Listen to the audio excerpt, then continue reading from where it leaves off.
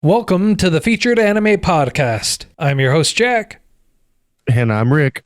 And today we are talking about the infamous Akira. This was your choice this week, isn't that right? This is correct, yes. It was an anime that I've seen when I was younger, and honestly, I'm not mad. It did not, and now what I will say is it did not stand the test of time. My memory of it was a way different than it actually was, but not in a bad way. I'm not mad at it. I enjoyed it. I'm not going to say more because when I first watched it, it was one of my earlier introductions to anime. But it was a brand new story to me because I saw it with, I'm going to say, older eyes. Gotcha. Yeah. How about you? I actually have seen this a couple of different times. I'm not going to lie.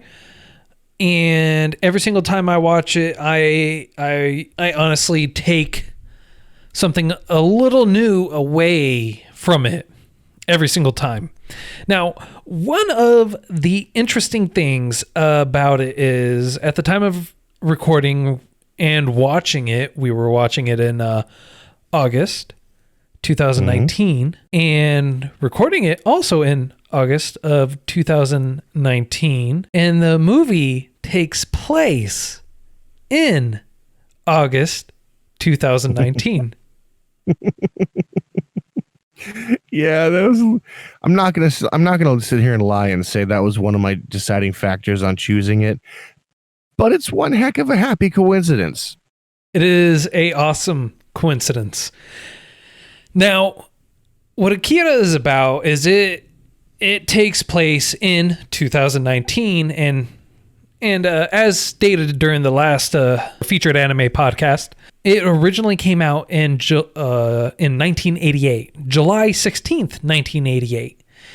And what ends up happening is Tokyo is engulfed in this giant explosion, and basically that signals the start of World War III. Obviously, we haven't had a World War III. There was no real explosion in 1988 that takes out Tokyo.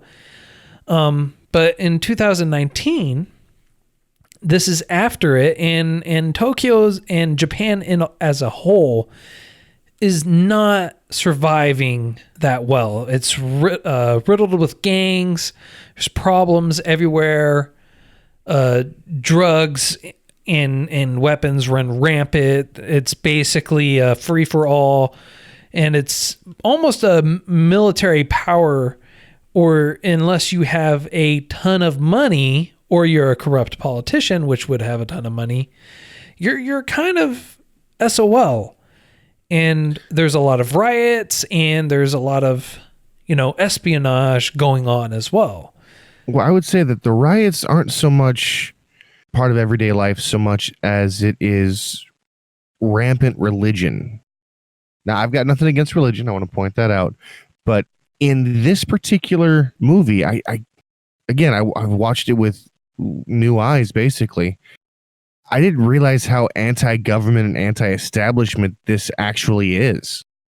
Like, it's some pretty hardcore values that I was surprised, to say the very least, by. I was not expecting the gore, I guess. As a child, no, not really as a child, but as a young adult, I don't remember it being so just utterly violent and gratuitous. I'm happy that it is. Don't get me wrong. It's It is a great show. It is, without a doubt, a masterpiece in and of itself, and there is no getting around it. But that being said, there is a very big portion in which they focus on the riots and the anti-government establishments that's going around. And one of the reasons why they're rioting, that they're going around and they hate what's going on with everything that is going on, it's that they aren't happy with the tax reforms, which is kind of funny. I mean, like, ironic, I would say. given the current state of affairs. I can see, but even still, with everything that has gone on in their thing, the anime's trying to highlight corruption and blindly following something, I guess would be the best way to describe it. Yeah. Like, people are thinking, oh, Akira, this mythical lord, this ultimate being, who just happens to be a psychic who's stupidly overpowered. And you find out midway through the movie that while there was a person named Akira, the only thing that's left is tissue samples. Actually, you don't even find that out till towards the end. Really? I thought it was marked 45 minutes. No. Well, it is a 2-hour movie, so. No, they keep referencing him, but they never specify what.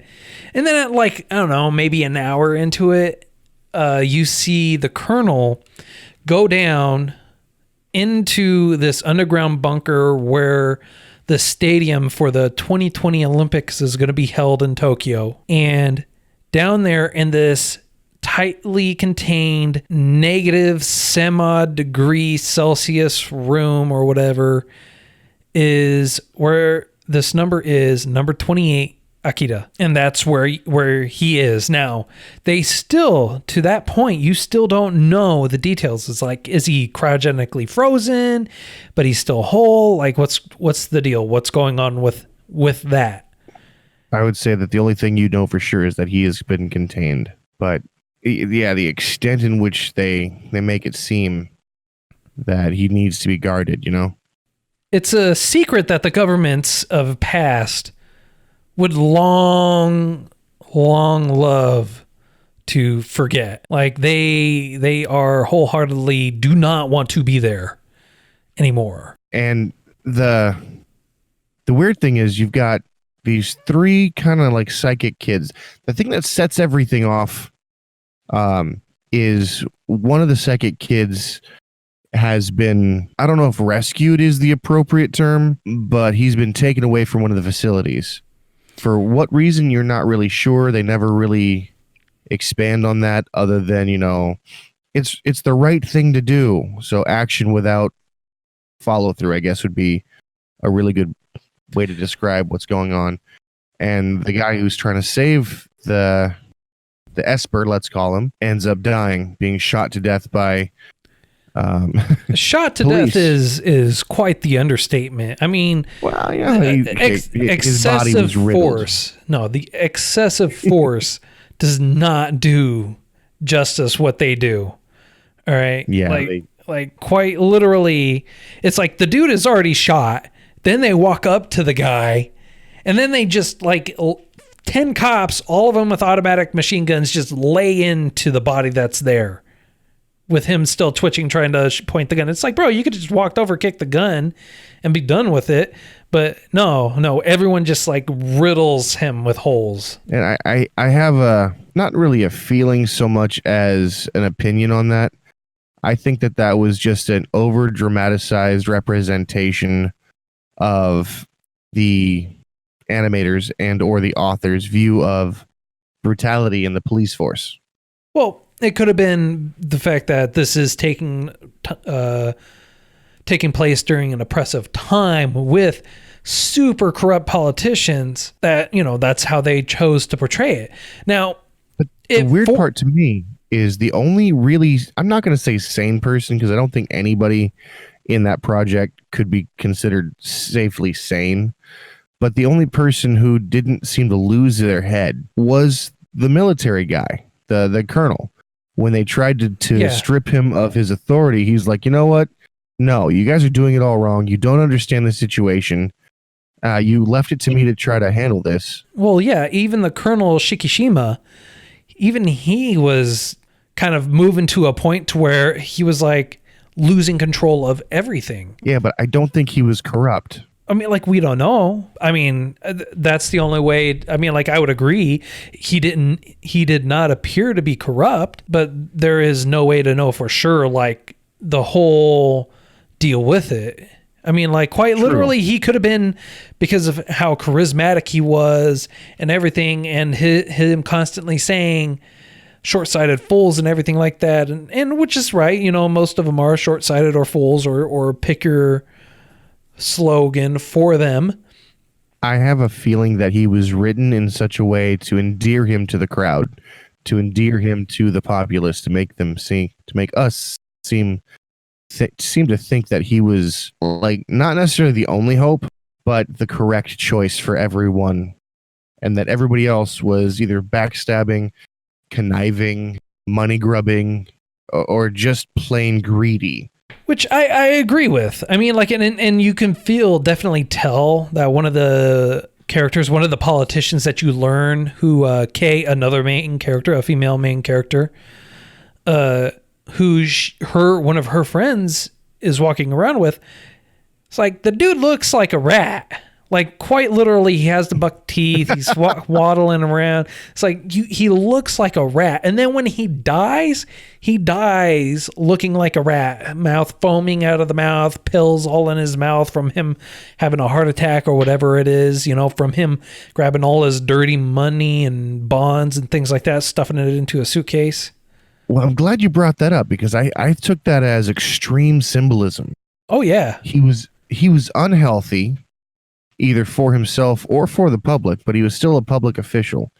And when things started to go bad, he took all of what he figured was important, which happened to be money and bonds and things like that. And when he took it, he didn't just take that. He took an amount that he could barely lift. Like, he took such an excessive amount that he couldn't like function with what he had.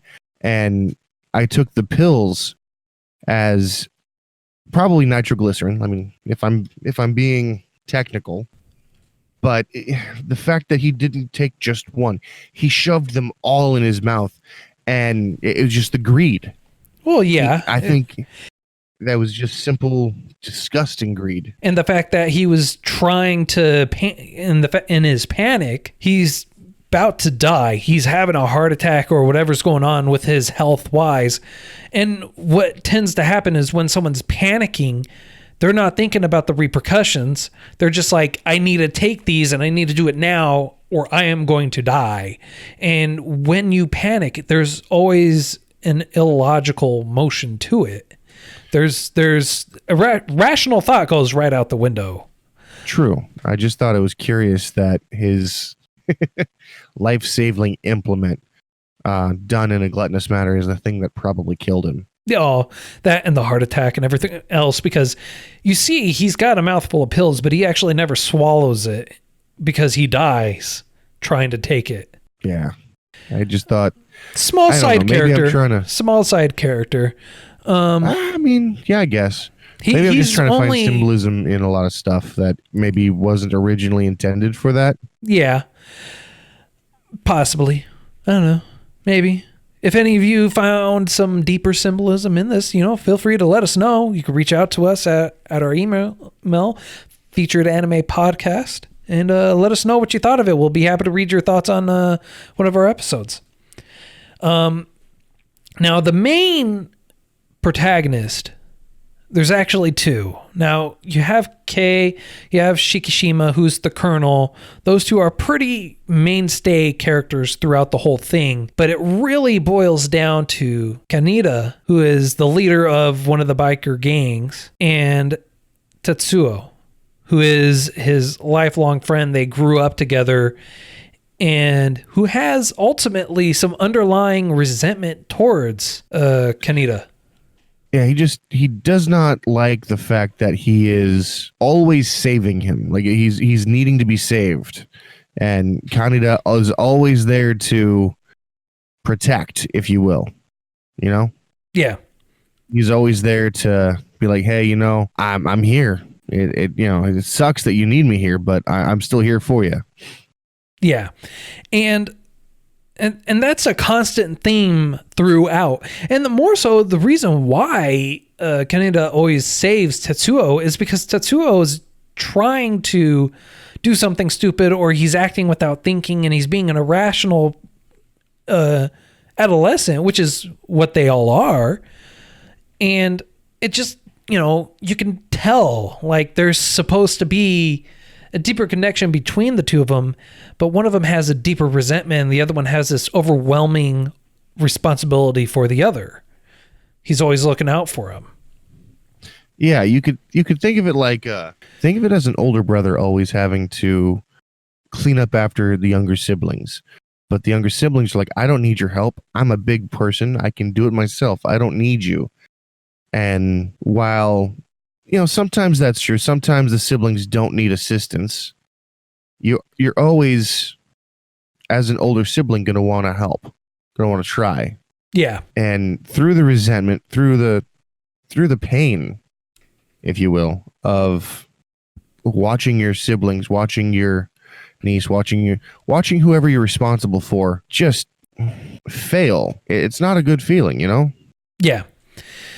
Yeah. No, I totally get it.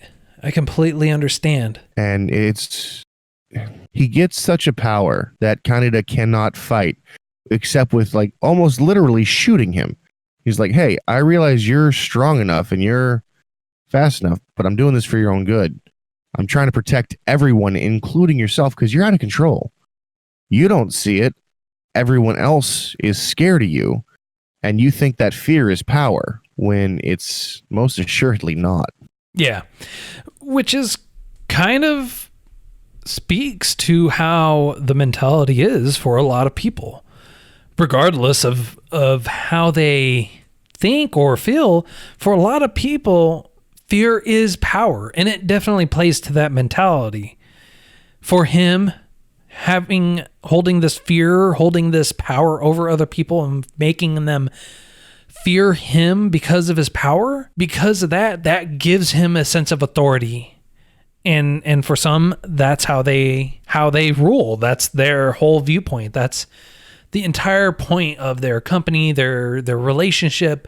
Pick it. And it really plays true for that. And you can tell that the mentality and the viewpoint in that is totally polar opposite with Kaneda. With him, it's not ruling through fear. It's being there and being able to say, hey, this is not right or this is not wrong, and being able to stand up for your fellow man and going, this is what needs to have happen. Yeah. And who would be the savior in this point, in your opinion? Who would be the one that's in the right? Because I can think of a few people who'd be in the wrong, but I really can't see who would be in the right. Honestly, this is one of the ones that no one is ever truly right. Everyone goes about everything doing it either the wrong way, even though they have good intentions for it, they're going about it the wrong way.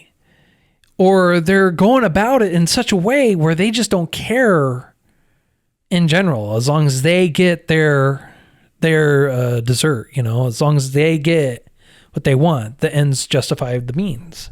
That's a very selfish lifestyle. I mean, I guess I can understand it, but at the same time, I feel like they're taking the worst of humanity and not broadcasting, but just showcasing what could have potentially been. What could still technically be, Who knows? I mean, maybe they had a different viewpoint in this whole thing when they were actually writing it up, when they were getting ready to do it. Who knows? Maybe they had a different viewpoint in mind or a different message that they were trying to get across. I mean, you never know that, or they were just, really wanted to write a screwed up story, which is also a very good possibility. That is also something that could have happened. But think about this. We're rocking almost 30 years later. Almost. And 31. Yeah, actually, you're right. 31 years later. Jeez, I am old. 31 years later, and it still has such an impact that it's just astonishing, So, on a scale of 0 to 5, how would you rate this, sir? Probably a solid 4. All right. What's the reason for the deduction of 1? The ending, mainly. I don't think we talked about it as much as we could have, but the ending was quite, let's call it interesting. The ending definitely had some faults. So, okay. I mean, basically, how they described what was happening to Tetsuo, whose power goes off the charts, is the professor basically compares it from the energy readings he's getting from it and from the energy readings that he's getting from Akira, whose body fragments that are finally de-thawing and being revived basically in a weird ESP telekinetic pick your flavor kind of way. It's the birth of the universe, which is kind of funny. It's kind of symbolic at the same time, because what's happened to Tetsuo is because his power grows so fast in such a short amount of time. So out of control. Yeah, it just goes out of control. And what's interesting is when he's going out of control, his likeness becomes that of a baby. Like, if you look, he is a giant, deformed, ugly looking baby. Yeah. Well, okay, so going on that, why do you think the kids look so disgusting? Is it because that they updated all of their own personal, I don't even know what you'd call it. They've maxed out their potential? No, they're so ugly because they're over 30 years old. They're 40. And really? Well, think about it. They've been there. They were there with Akira 31, 32, 33 years, 34 plus 5 years. You know, the explosion happened in 1988, but we don't know how many years before that it happened. You have a point. I didn't even think about that. And they were all there for it. And they knew Akira. So, you know, I mean, like, yeah, and the kids, the three, they're not really kids, but they look like they're like 100 and something years old. And whew, oh my God. In baby bodies. Yeah. They never stopped aging, but they never aged. It's like, it's like having a 80-year-old man in the body of a child or something. Yeah, Benjamin Button. Oh God. Ugh. All right.